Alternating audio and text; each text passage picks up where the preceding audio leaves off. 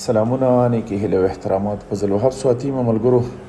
دا یو نوی ظلم او زیاتي وینئ موږ بار بار وایو خو څوک یې مني نه. نن یې په خپلو سترګو وینئ ملګرو. اوس دا څښا انډې چې کومې دي اوس د دې سپلایي د بکریانو دکانونو ته روان دي او په بازارونو کې دي. دا تاسو وینئ دا د خلکو د زندګو سره چې هغه کم لوبې کوي هغه تاسو ووینئ.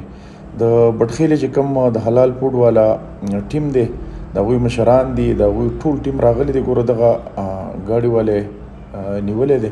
تاسو وینئ دا مکمل چې په دغه کې څومره انډې دي دا ټولې څښا انډې دي. نو دا به زموږ ماشومان خوري زموږ بچیان به خوري. بیا چې کوم د بکریانو دکانونه دي نو هغوی ته به هم دا سپلای کېږي.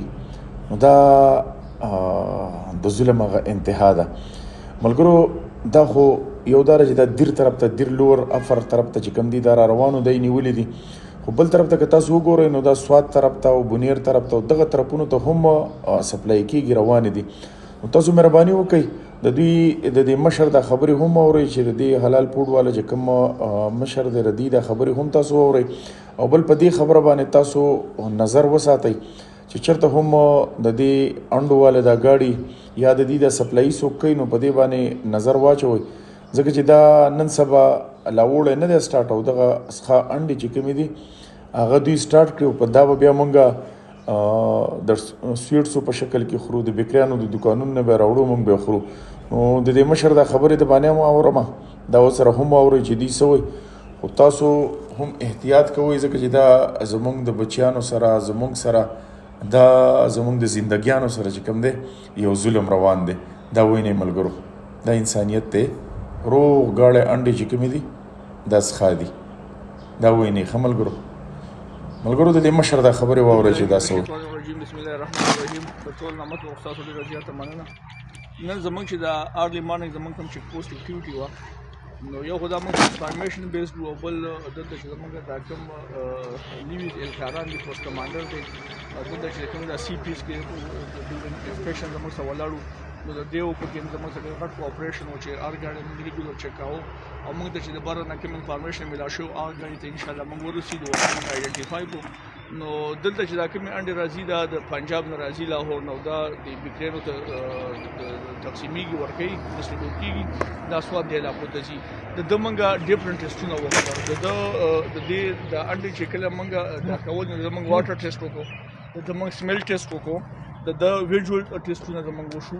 په دې کې موږ چې بل دا کار دی چې د فیډ بریت یو بیډ سمیلی و نو دې په دغه کې موږ دا کوم ټوریټ چې کوم دی راټر دی چې کوم دا موږ د سپاټ چې کوم دی کنفسکیټ کړو فایم کړو. بله خبره دا ده چې دا روټین ورکې د مخکې نه روان دي او دا بکریانو ته ځي. نو زما تاسو ټولو عوامو ته دا ریکویسټ دی چې کایندلی انډې اخلئ یا نور څه اخلئ د هغه پراپر ایکسپایري ګورئ د هغه مینوفیکچرینګ ګورئ. اوس دا بالکل مسلیبل دي دا راغلي دي نو د ده کې دا د سمیل سلفر لایک سمیل دی. بل دا دی چې دا د دې نه ډېر دغه کېږي په دې کې بکټریا دي سالمونیلا ده پکې ایکولای دي پکې.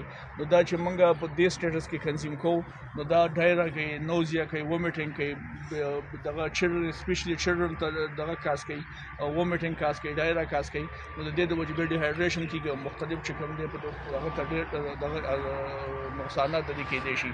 نو کایندلی تاسو کوشش دا کوئ چې صفا انډې چې په کوم باندې پراپر مینوفیکچرینګ ایکسپایري پي او هغه چیک کوئ او د صحیح مین ډیلر نه اخلئ چې تاسو د دې بیکاره انډو د دې چې کوم د صحت دپاره موضوع صحت دي نو د هغه نه تاسو دغه شی ځان سیف وساتئ.